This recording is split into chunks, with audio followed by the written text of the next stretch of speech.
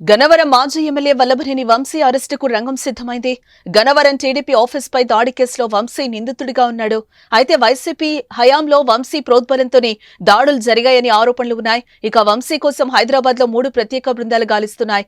ఎన్నికల ఫలితాల అనంతరం గన్నవరం ఎన్నికల్లో ఓటమి తర్వాత వల్లభనేని వంశీ తన కుటుంబ సభ్యులతో కలిసి హైదరాబాద్ లోనే నివాసం ఉంటున్నట్లుగా తెలుస్తోంది. అయితే వల్లభనేని వంశీ హైదరాబాద్ లో ఉన్నారా లేక అమెరికా వెళ్లారా అనే దానిపై క్లారిటీ అయితే లేదు. టీడీపీ కార్యాలయంపై వల్లభనేని వంశీపై పలు కేసులు నమోదయ్యాయి. ప్రధానంగా గన్నవరంలోని తెలుగుదేశం పార్టీ కార్యాలయంపై దాడి కేసులో వంశీ నిందితుడు అని కేసులో పేర్కొన్నారు. ఈ కేసులో ఇప్పటికే 18 మందిని అరెస్టు చేయడం జరిగింది. వంశీ ప్రోద్బలంతోనే టీడీపీ కార్యాలయంపై దాడులు జరిగినట్లుగా పోలీసులు గుర్తించారు.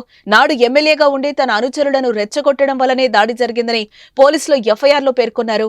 అయితే ఏపీలో ప్రభుత్వం మారడంతో ఈ కేసును బయటకు తీశారు.